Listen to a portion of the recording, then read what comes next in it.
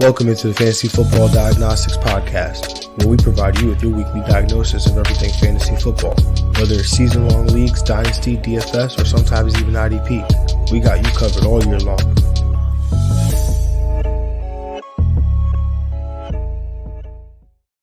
Let's do it. Let's get to it. Welcome into the Fantasy Football Diagnostics Podcast. And of course, I'm your host, Jon Jr. It is Wednesday, October 5th, 2022. And of course, I got my guy, my co-host, Greg Penniman, aka G Money. Greg, Sir, what's good, bro? it's good. Chilling, man. Getting ready for week 5 now, man. First 4 weeks just flew like that. I feel like we were just, putting our rankings and everything. And excited for this Indy Denver game. Denver, I feel like it's been on a primetime game every week. It feels like they've got a lot of primetime games this year. So hopefully they, put up a good one for the people. Yeah, man. I mean, Russell Wilson. It's so crazy, man. I just feel like we got to talk about him every time. He's on primetime. He was on Monday Night Football. He's been on Sunday night. He's been on Thursday night. Like it's only week. People that listen and watch, they probably feel like we talk about this man like every single day because it's probably true. Like we do talk about him all the time, but it's just like I can't with Russ, man. I can't. Like we were talking today about how the whole Eli Manning, like his whole thing with Eli Manning, like the Chad Powers thing. Like how long do you think he practiced that? The line of his I'm 2-0 against him or whatever. I'm 3-0 against Chad Powers. Oh, I'm 3-0 against Chad Powers. Like, how long do you think do you think that's something he actually sat and he practiced and put a decent amount of time and effort into practicing that? Yeah, a couple times in the mirror, maybe he told it to Sierra one time. Like, is that a good line? But yeah, I think bro, man, I don't know, man. I don't know. Love the football player, but he's not even doing that great right now. So like, I got nothing else to say. But just all these other things. He's something else, man. He really is. And that whole Danger Witch commercial is something else. Yeah. Russ, just play better so we can talk about that, please. But we will talk about Russell Wilson, obviously, heading into Thursday Night Football. But obviously, the huge news that came today, and I'm glad that they gave it to us early. The Indianapolis Colts, and obviously we'll touch on this later, ruled Jonathan Taylor out for Thursday Night Football. So if you're watching live on YouTube, Twitter, Twitch, you didn't know that, then I'm sorry, breaking news. But obviously, we are going to discuss the game and how that, what impact that has on the game as we discuss Thursday Night Football. We obviously are also going to do our streams of the week, but we're also going to do some Panic Room. We did that in week 3, I think it was, or week 2. I don't know. All these weeks are just melding into one at this point. But we're going to look at some players who may be underperforming. Some guys that we probably invested a lot of draft capital into, and we don't want to cut the bait too early, and we're trying to figure out what to do. So let's jump into those streams of the week, Greg. And last week, you gave the people the number 2 quarterback on the week in the spot. So you got to come through, man. Oh man, it's crazy. So the stream of the week this week, what do you got? I'm gonna go this week with Teddy Bridgewater going against the New York Jets. He's 10% rostered. I like what he did coming in relief for Tua Tagovailoa. 14 for 23, had 193 passing yards in that short stint. So that's pretty impressive. With them, has some week of practice preparing from first team reps, but now with the full week preparation and everything, I think he's got a solid matchup here. Historically, he's been solid against the Jets, throwing over 270 yards average per game versus the Jets. So he's definitely got two beasts at wide receiver, Jalen Waddle and Tyreek Hill. I think he's going to get it to them early and often, especially Tyreek Hill. He wasn't shy from throwing a deep ball either, getting it down the field. 8.39 yards per attempt. So that's pretty high for Bridgewater. So I think he's going to continue to get it down the field and get some points. Yeah, I like this one a lot. I mean, also Tyreek Hill and Jalen Waddle, they excel at yards after the catch as well. So even if he dumps one for 5 yards and they take it 60 to the crib, Makes a that's living off that with Debo. hey man, yeah, Jimmy and Debo, that's a good one right there. My quarterback stream of the week this week, and I got to come through because last week was, well, it wasn't completely underwhelming, but it's just not it wasn't the Geno Smith, stream of the week that my man Greg over here got. So, got to go with Ryan Tannehill, going up against Washington this week. He's 20% rostered in Yahoo leagues. Washington's been terrible against quarterbacks. They've allowed at least 17.6 points to opposing quarterbacks in each of their last 3 games. Tannehill hasn't been, overwhelming or or great or anything, but he's been solid. If you take out his week 2 game against Buffalo, which was the last time that Buffalo defense was healthy, he's been pretty solid. So he should flirt with a QB1 finish this week based on the matchup. Yeah, like that for sure. Washington's defense has definitely been shaky. Greg, your tight end stream of the week this week. I'm gonna go with Hayden Hurst going against Baltimore this week. He's 25% rostered in Yahoo leagues. Just it is rough out here for tight ends. I know it. We all know it. But I think just you want to get a guy that's not going to get you a donut, and Hayden Hurst has been doing that. He's been involved this year. Last couple weeks, he's got a team high. Oh well, season high had a target in week 1. He had 8, had 4 last week and a touchdown. So he's a player that Joe Burrow looks to in times, especially in the red zone. He's playing a good amount of snaps. Getting close to that 60% number of snaps. So against Baltimore, which I think will be a high-scoring game. I think this is a good spot for him to not get you that 0 and possibly get you a touchdown. Yeah, I like this one as well. I'm actually I'm hating right now because Hayden Hurst is not available in any of my leagues. Yeah. It's rough, man. It's really rough. So, yeah, I'm kind of jealous. But luckily in our League of Extraordinary People, I do have this next guy, my tight end stream of the week, Logan Thomas, who is 21% rostered, going up against the Tennessee Titans this week. Again, staying in the same game here may or may not be a common theme. We'll see. But Tennessee obviously got scored on by every tight end on the Indianapolis Colts roster last week. But even outside of that game, they've given up at least 9.7 PPR points to the position. If you've been paying attention at all that this year, 9.7 is probably good enough to get you a tight end 1 finish. They've allowed that in all but 1 game so far this season. Thomas is definitely not sexy, but he's still involved with a 12% target share over these last few weeks. It's a rough tight end landscape. And if you're hurting like I am hurting, he could provide some value to you this week. Yeah, for sure. Greg, I think we are on the same page here with this defensive stream of the week. Yeah, man. Tell me why you like the Tennessee Titans.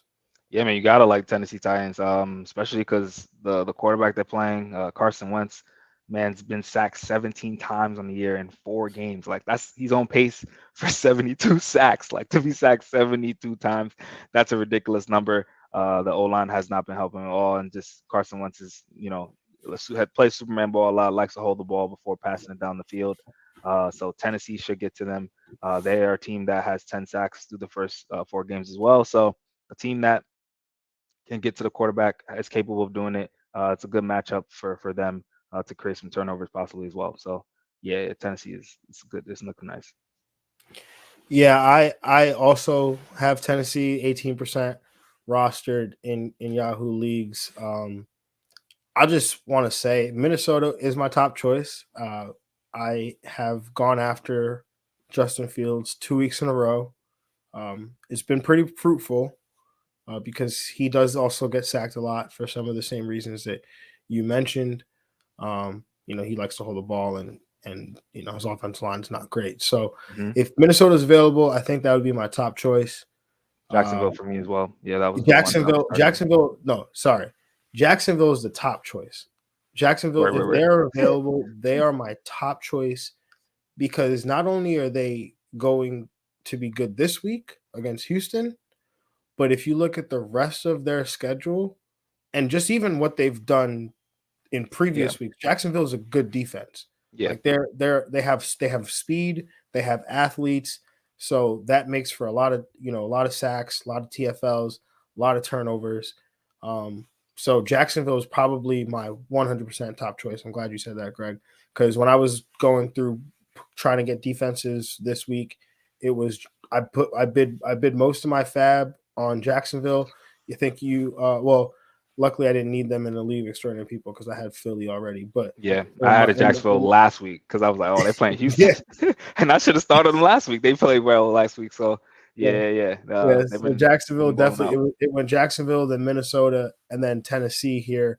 Minnesota was already about like 41% rostered by the time I was putting waivers in. So I haven't checked, but I assume that they're probably over the 50% mark. So Yeah, figured they'd be ineligible by today. So Tennessee 18% rostered. They're still available. Um, you know, Once again, this game. I think there's value in this game on in all facets. Carson Wentz he's been bad. yeah, man. He's been so bad. He gives up sacks. That's always been who Carson Wentz is. He holds on the ball way too long.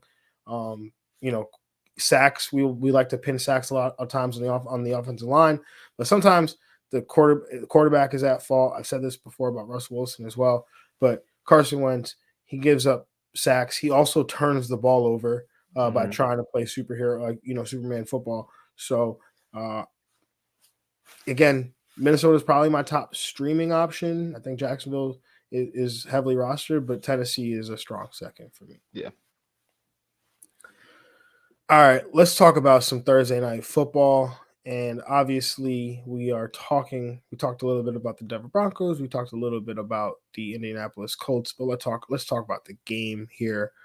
Um, the Indianapolis Colts 1-2-1. Indianapolis Colts travel to Denver to take on the 2-2 Denver Broncos. This game has a 43.5-point total, where the Denver Broncos are 3.5-point road or home favorites rather. The weather in this game is expected to be okay. In terms of injuries on the Denver side, Javonte Williams, obviously the running back for the Denver Broncos, is out for the year. Was placed on the injured reserve. Melvin Gordon, who was dealing with a neck, has been taken off the injury report. Russell Wilson, who was dealing with a shoulder, has also been taken off the injury report. Randy Gregory, the edge player, outside linebacker / DN pass rusher for the Denver Broncos, he was placed on injured reserve with a knee injury, is expected to return at some point later in the season.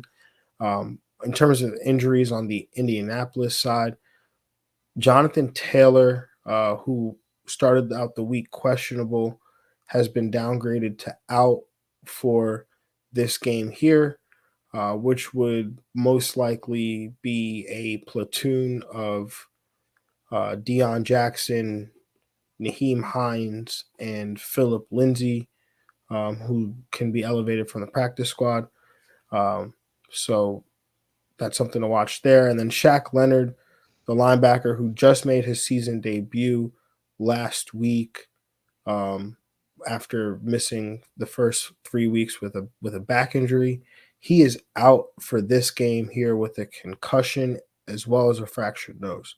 So that's once again a player that is important to this Indianapolis defense that they once again will not have against the Denver Broncos.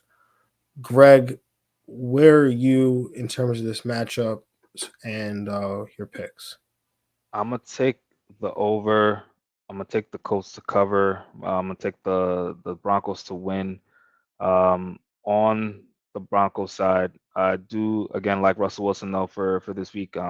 you said after last week was the start of a stretch run where he can be passing the ball more, doing better as far in the passing game and against easier defenses. Got 237 yards last week, 2 touchdowns.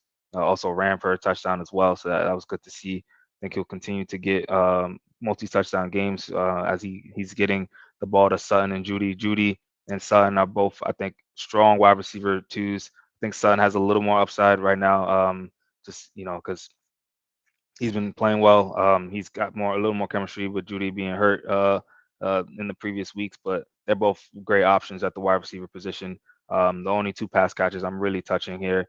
No Javonte Williams, so it's going to be kind of a timeshare between Melvin Gordon kind of leading that, and then Mike Boone as well. Latavius Murray got signed to Denver as well, so if you're the Melvin Gordon person that has that roster, I think Melvin Gordon would be the guy of the play, RB2 option. Mike Boone, I think you kind of have to wait and see, and Latavius Murray as well. But I know it would be tough. I can't guarantee that Melvin Gordon is going to be the one that get the goal line touches or get the touchdown. So that might ruin his day a little bit. But I'm gonna lean towards Melvin Gordon to who I'm going to start in this game. And then as far as the Colts side, it's definitely rough. Matt Ryan's not a startable quarterback. JT was really the top guys for the running game. Naheem Hines, I think, is not a instant slide in for what JT's going to do, but he had standalone value on his own. But I think you're playing him. I'm in the league where I have JT and Naheem Hines. I'm putting him in. I'm sliding him in. I think he can give me some RB2 value as well, especially if the Colts are going to be down or just in a high-scoring game. Naheem Hines should get some PPR value as well, and he's capable of running the ball and getting good work on the ground. So hopefully he can get some carries and get a lot of touches in this one, because the behind Jonathan Taylor, it was pretty slim of who's the running back on the roster besides Deion Jackson. It was just Naheem Hines. So, and he was the only one getting touches besides JT. So Naheem Hines should get a lot of work. As far as the receivers, Michael Pittman, wide receiver 1 value here, and I think Alec Pierce is kind of taking the role of the wide receiver 2 in this offense. So I definitely think he has some flex value in this game. And if you're really desperate, kind of gaining off the momentum of last week, Mo Alie-Cox could be an option. Yeah, I'm gonna take the under. I'm gonna take Denver to cover. I'm gonna take Denver to win. On the Denver side, Courtland Sutton, borderline wide receiver 1 for me. I mean, I think his end zone targets have been there, but they're just last week he gets his first touchdown. I think those are going to continue to come. I think Jerry Jeudy, as he continues to get healthier and farther removed from that rib injury, that he'll continue to elevate, especially Javonte Williams. The thing that sucks is that he was just in that game was just getting that, like they were seemed like they were transitioning to him being the every down guy. Yeah. And then he suffers that terrible knee injury. So maybe this means more opportunities for Russ in the pass game. But Melvin Gordon is definitely a capable running back. He just hasn't been playing well. I mean, he's fumbled the ball a ton, which you definitely can't do as an NFL running back. But he's going to get every opportunity here. He's going to get the high end work, all the work, most of the work here. So I think he's a high end running back too. Borderline RB1. Could get there just based on the volume and the red zone work. I mean, he was the thing with Melvin Gordon is he was, what was frustrating as a Javonte Williams manager is Melvin Gordon was getting the red zone work anyway, which was like really annoying. But now as the Melvin Gordon manager, you kind of understand, like, okay, well, he was getting the red zone work when another really good back was there. So what's going to happen now? Are they going to take him off to give it to Mike Boone? Like, I would not be surprised, but I wouldn't be. Yeah, you hope. I mean, I guess I would be surprised. Like, but So I do believe Melvin Gordon is walking into a territory here where he has rest of season, RB2, like RB1 upside value. But that also means Mike Boone is an injury away from that being his reality as well. And Mhm. Latavius Murray is obviously coming in here. I think that was more of a depth move. They obviously like to run two backs. So I know they told us that Melvin Gordon's going to get everything, but Mike Boone could very well just slide into being the Melvin Gordon to Melvin Gordon's Javonte Williams, if that makes Yep. sense. Hmm. So Mike Boone definitely rosterable. Latavius Murray, I would stash and hold. Like I'm stashing him and leave extraordinary people.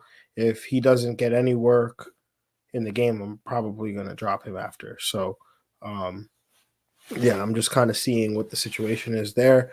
On the Colts side, it's tough to want to play anybody outside of Michael Pittman. I mean, Naheem Hines, you could play, but like you said, he's not going to slide into getting 79% Yeah. of the Yeah. rushing share He had here one carry for last week. like it's not going to happen Yeah. as bad as we might want it to happen.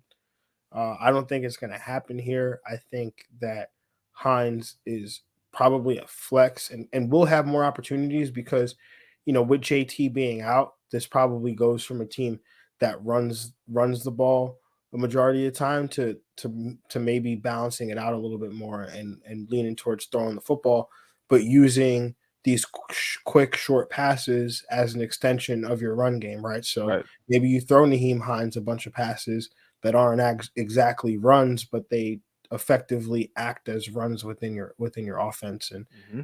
moving the ball down the field. Yeah, I will hope so. Definitely. That's definitely a good game plan.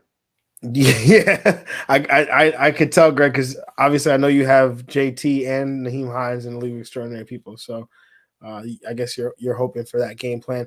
What are you doing with Philip Lindsay and Deion Jackson though? Are you willing to pick up and plug one of these guys in? I mean, it's very risky because they could give the work to Deion Jackson, or they could just say to Philip Lindsay like, "Hey, you're a veteran back. You've done this before.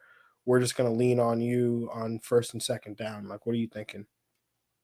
Uh, it'd be tough. I mean, I can't see either of them getting more than like 10 carries, maybe. I think they, kind of decide to maybe throw the ball a little bit more, or, Denver's defense is a little tough, and this offense has been struggling a bit. So I can't see one of those guys exploding for a huge day. I think I'd still go with, I guess, like a Mike Boone over one of those two. Yeah, it's tough to try to guess which one of these guys because they very well could end up going with a hot hand situation, right? Like, this is kind of similar to the Thursday night game. This was like 3 years ago when Marlon Mack. This was before Jonathan Taylor when Marlon Mack was injured. He had like just broke his hand, and we were trying to figure out if we were going to play Jonathan Williams or what is that other guy's name? Oh man, I can't remember that other guy's name. That other running back from the Colts. Um, Besides Marlon Mack? yeah, it was Marlon Mack. Mm, I remember him because I had him on my dynasty team, and I was holding on to him well, it was forever. always He just never Mack turned out to and be Naeem anything. Hines, and then I guess they did have I'm gonna one find more it. back. I'm gonna Yeah. find it.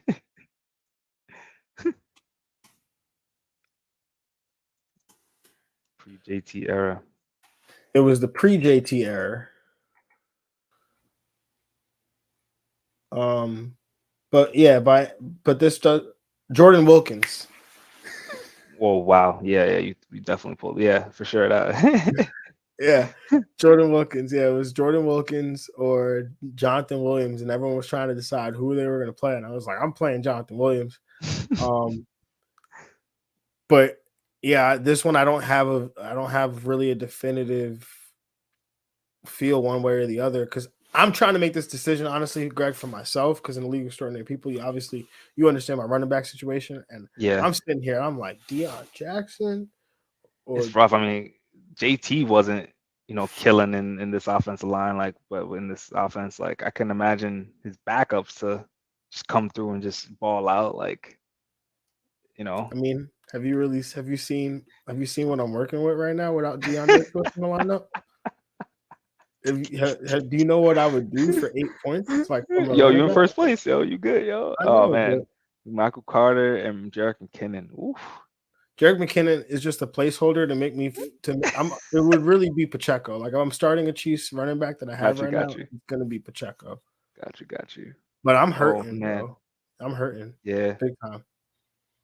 I like Swift was I was just like, oh, he's a running back and a half, That's what I was really counting on. yeah. So, all right, I don't want to spend too much time talking about my own problems on here. We're not here to discuss that. But either way, it seems like even with my running back situation, I don't have much conviction about Deion Jackson or Phillip Lindsay. Greg has not been able to convince me one way or the other on either one. Yeah. And I'm definitely not playing Latavius Murray. So, with all that being said, I don't think y'all should. I mean, if you have the guts and the gusto to play either Phillip Lindsay or Deion Jackson in a redraft league, more power to you. I'd like to see the league that requires that. Honestly, I'm thinking about it, man. So maybe our league requires it. But anyway, Greg, do you have a bold prediction for us? Russ continues to cook, and I'm gonna give some love to receivers. I think both receivers gets over 100 yards. Oh, Receivers. both the Cortland Sutton and Jerry Jeudy. Okay. Mm-hmm. I was hoping that you were gonna go with with Russ cooking, because then that would coincide with like my. Is that doing with the receivers as well? It does have to do with the receiver, so it still coincides because you said they both get over 100. Yeah.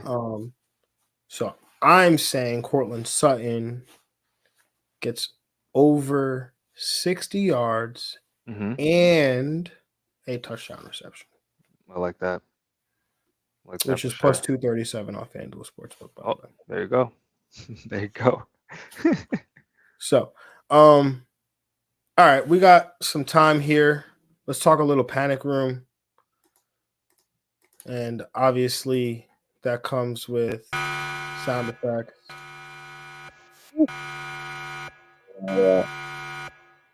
So we got to play some panic room, Greg. And the first person, discuss the rules real quick, right? So we got to decide, are we taking somebody into the panic room, which then requires me to hit this panic button because we're then taking them into the panic room. And we must let everybody know that the panic room is being opened because we got to put somebody in there for their own safety, of course, right? Like their detriment, their safety is at risk. So we got to, put them in the panic room. Or it's week five. Yeah.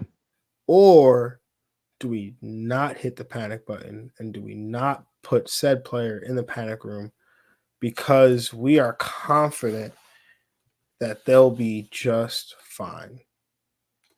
They'll be able to make it on their own without having to step foot in that panic room. So, and you could also decide in the chat if you want to put that player in the panic room. Let us know what you're thinking. But the first player that we're going to talk about is a quarterback, and feel like quarterbacks have been, with the exception of like Russell Wilson, who we didn't take into the panic room last time. They've pretty much been performing about as expected, right? Like there's not many that are really like letting us down, but there's one that is letting us down, and his name is Matthew Stafford. And on the season, Stafford is the quarterback 28. Whew. For just to put that in perspective, that is the 10.9 fantasy points per game there from Matthew Stafford. Quarterbacks with more fantasy points through the same amount of weeks. Actually, not even. Cooper Rush has started 3 games, and he has more fantasy points than Matthew Stafford. And Cooper Rush hasn't even been like, oh, I'm going to stream him. Like, so Greg, I have to ask you, are you concerned for Matthew Stafford's safety? Are you sending him into the panic room? Or do you think that this is a mirage and that he will bounce back from this?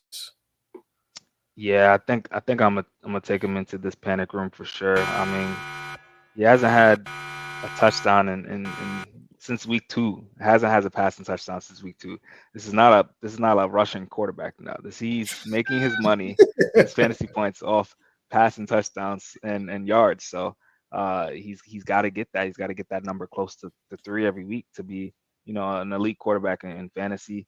And it's not even about the schedule. Like, he's had great matchups, solid matchups. I mean, Arizona, he had no touchdowns against them. He had an Atlanta game. He did pretty well. The Buffalo game to start, he's a little banged up. Maybe still something with the elbow that could play also into the factor, which doesn't help his argument to be, to be in the panic room. That doesn't help at all. So Cooper Kupp is the only receiver really helping him out here. Allen Robinson, they haven't really found the connection with him unless they sign Odell and get him back. I can't see him really, getting out that panic room situation. But that might be the only situation where it could help him. It's looking rough right now for Matt. Yeah, I definitely agree with that. That full assessment. Matthew Stafford's in the panic room. I mean, the offensive line is struggling. They're on their 3rd center, I believe. Matthew Stafford, we talked about week 1 dealing with that elbow. I want nothing to do with him at this point, right? I think he's good person. That's great. Won a Super Bowl last year. That's awesome. But I don't need you on my fantasy team. Like, I'm sorry. So I will pick up Geno Smith. I will ride him out. Jared Goff too. Yep. Jared Goff. Yep. It's fine. Wow. Imagine how we come full circle that we Wow. prefer Jared Goff on the Lions. Crazy. On our fantasy team over Matthew Stafford with Sean McVay on the Rams. Crazy. We got a couple questions in the chat. Should I trade Juju for AJ Dillon? Oh, absolutely. Yeah, I would 100% absolutely do that. Yeah. Z Smitty, you got your answer. That was probably the quickest answer we've ever given on the show. Sure. So congrats there. Another question from Joe Lopez. I get James Conner, CeeDee Lamb, James Robinson for Devontae Adams and George Pickens. Good trade? ?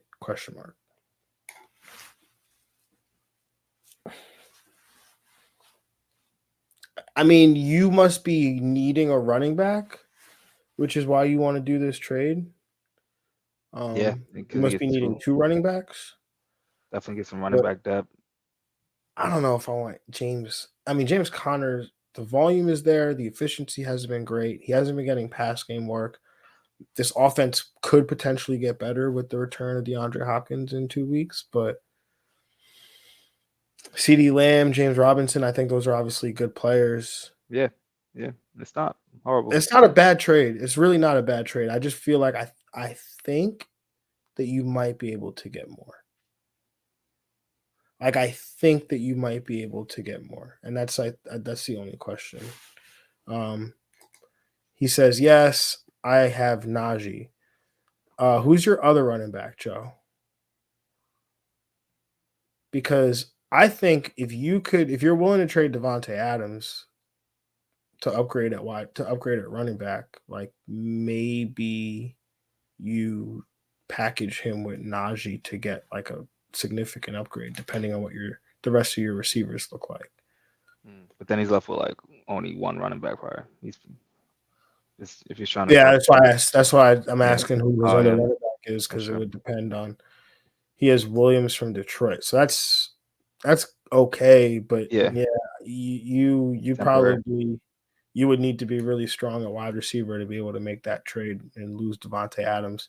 And at least in this other trade here, you're getting CeeDee Lamb back and you're Yeah, getting Robinson. I think it's a good trade. It's definitely a yeah. good trade.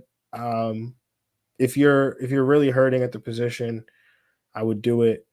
But I think you can get something better than James Conner. But maybe I'm biased, Greg. I don't know what you think. I mean, yeah, I mean, he's already almost winning the trade a little bit. I think he's got to get some. He's got to give up something to get, because CD's been doing well with Cooper Rush. He's It getting about says to I get 10 already targets. have Amon-Ra St. Brown. Yeah, I think I would do it. I think I would do it too. Because then you have Amon-Ra St. Brown. You got George. You'd have CeeDee Lamb.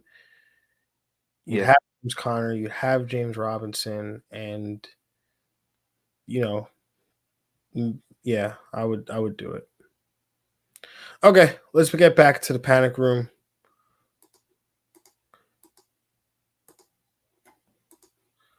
Let's talk about some running backs. Maybe you could try to get this guy, Joe. We'll see what happens. But Alvin Kamara, Greg, what are you doing with Kamara? Are you taking him to the panic room? I You mean, sending when him? that first time I mentioned should be taking a panic room, that was when he was RB like 54 or something. Now he's RB 64. He hasn't played. He hasn't played. So in the last 2 weeks, he is looking like he's on track to play this week. Did practice today. Yeah. He's the running back 44 in fantasy points per game, if you want to look at it that way. Okay. I think I'm taking a panic room. Yeah, I think I'm taking Alvin Kamara to panic room. That's tough, man. I can't believe I'm doing this right now. I mean, in the 2 games he was there, he only had 3 receptions and then 2 receptions. So that's a big money maker of his as well. Getting PPR points, getting those receptions, because there weren't a team that was going to give him over 20 carries. Never, the Saints team was never about doing that. And then, yeah, it looks like, James Winston has some options. So whoever the quarterback is, James Winston's coming back. There'll be Chris Olave, Michael Thomas. So he doesn't have to, continuously dump it down to Kamara to get those short yardages. I'm panicking to say he's not a bona fide RB1. And he's definitely, I think, a rest of the season RB2. I think that he bounces back. I still think he bounces back, and he played week 1. Obviously, it wasn't fantastic. Had 9 carries, had 4 targets. So we looked at that usage and we're like, that was terrible. Then he missed week 2 with the rib injury, played in week 3 against Carolina. And in that matchup, he actually had 22 opportunities, right? 15 carries, had 7 targets in the pass game, was only able to catch 2 of the 7 targets. So he wasn't uberly efficient, but he was also dealing with this rib injury, which he then sat out for in week 4. That kind of tells me like we've had a 2-game sample size of Alvin Kamara and one where he was bad, which I'm willing to throw that out. And if he didn't play week 2, that means that he had to suffer the rib injury in week 1. Mm-hmm. We don't really know when he suffered it. So it's possible Alvin Kamara has just been hurt this whole time. So to me, like, I'm willing to buy Alvin Kamara, like if I don't already have him in leagues. But I'm not taking him to the panic room because if we believe, if looking at just the information that we have, right? Like my man plays week 1, doesn't play week 2, plays week 3, doesn't play week 4, and they were saying on the broadcast, like with a rib injury, it's tough as a running back you can't protect yourself because you're running the football, right? Mm-hmm. So it's tough, especially him who touches the ball a variety of different ways. Also as a receiver, like his body is in so many different positions, like he can get hit from different angles. So like he practiced today. that puts him potentially on track to play, like I think Kamara's fine. Hope you're right. I hope so too, man. I really do. All right, let's talk about another running back here. Dalvin Cook, Minnesota Vikings.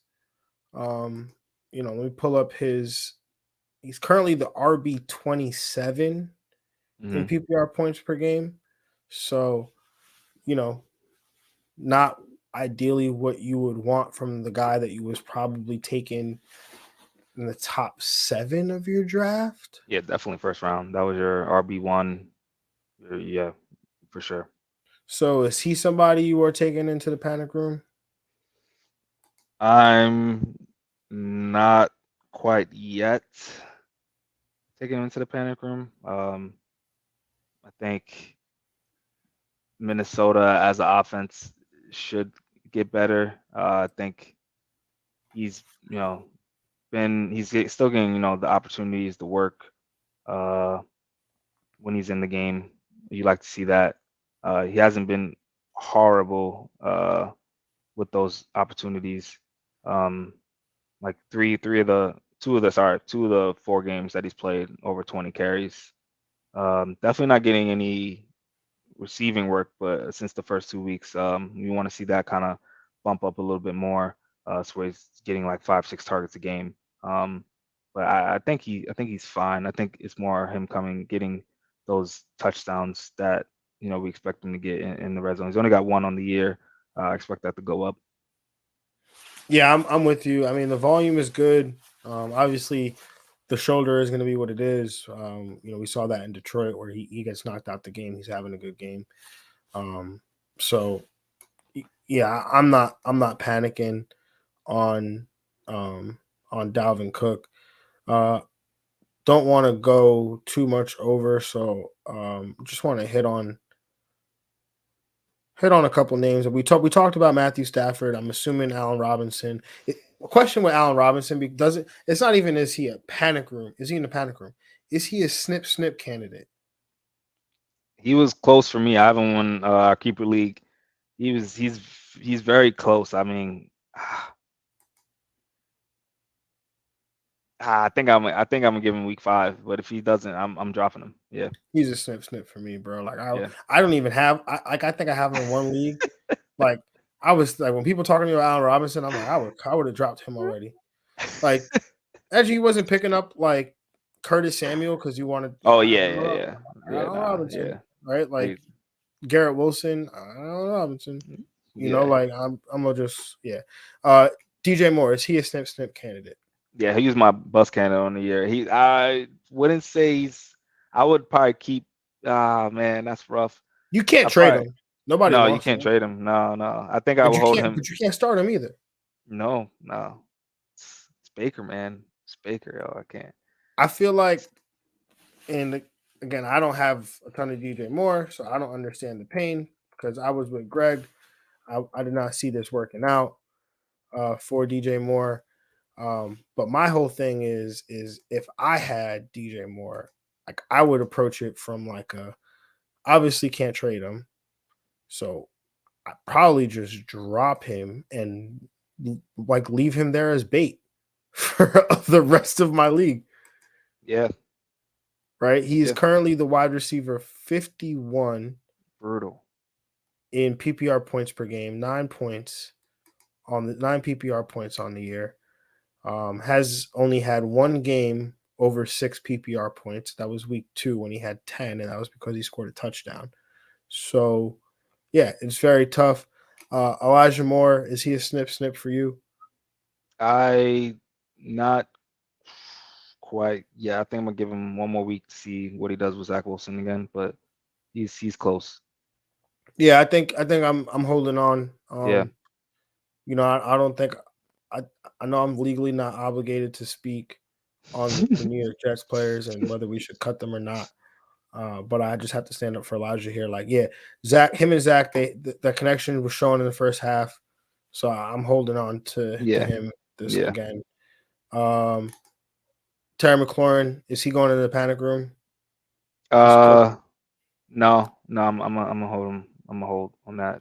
Yeah, I'm a hold, but I don't think you can start him unless the matchup is like fantastic. Yeah, I think Um, Curtis Samuel is the play though at wide yeah, receiver right now. yeah, Yeah. I have to agree with that. I know. Is this one just for me? Yeah, that's for you, bro. Oh man, I'm never doing this again, man. Yo, I'm waiting, yo. Generational talent. Oh So man. I know the other day I was speaking like on Monday when we were talking about Kyle Pitts, and I was just like, holding out like, nah, this is gonna happen. It's gonna happen. I understand the frustration. I understand he's not just like any other tight end because you drafted him in the third round. Like I said, like when you do that with any position, right? Like obviously when you draft Travis Kelce at that high, you're not thinking about the possibility of him like being a bust, right? But we're literally talking about Kyle Pitts being a fantasy bust right now. So I understand the frustration that comes with that. But I also think that you can't not play him, right? Yeah, I Like mean tight end market. Yeah, it's tight ends, right? Like yeah, most of them are terrible. yeah, There's probably going to become a point where you have to start literally like if it's single digits every single week. I mean, he had the matchup against Seattle, which was good. The part that sucks about last week is that they won, right? Like Marcus Mariota sucked. They only threw the ball 20 times and they won the football game. So yeah. like that's not gonna make them change. Right. So I'm gonna continue to hold out hope on him. I'm not gonna take him to the panic room. I know Greg want like it wasn't for me, Greg would have him shoved in there already. Anyway, we have a team with Kyle Pitts. We have another team where every week we're trying to acquire Kyle Pitts, but the manager is being stubborn. That price just keeps dipping, so we'll Yeah. just keep waiting. And then the last one, probably not going to the panic room, but George Kittle, are you concerned about his output through 2 weeks? No, I'm gonna give him some more time for him to get more healthy, and yeah, it's also I guess again it's tight end. So who am I dropping these guys for at the end of the day to pick up for tight end? The thing with Kittle is that you probably have another tight end on your team Oh because yeah, he was hurt. So he's you hurt. probably Yeah. have a Gerald Everett. You probably have Oh a yeah. Hayden Hurst. Yeah. You Yeah. probably have one of these like a Tyler Conklin because you like it's not like Kyle Pitts where like he was hurt. Like you Right. didn't know Kyle Pitts was going to be bad. Yeah. Like George Kittle, like you knew. Okay, so that's all we got for this evening. We're gonna wrap this up and get out of here.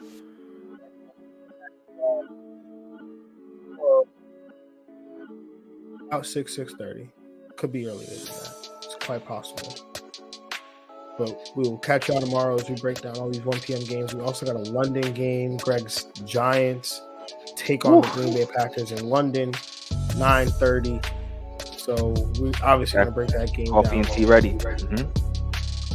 Yes, sir. So everybody, have a good one. We appreciate y'all for tapping in, and we will catch y'all tomorrow as we break down those 1 p.m. games and that Week 5 game previews part 1. Have a good one. We'll holler at you later. We're out of here.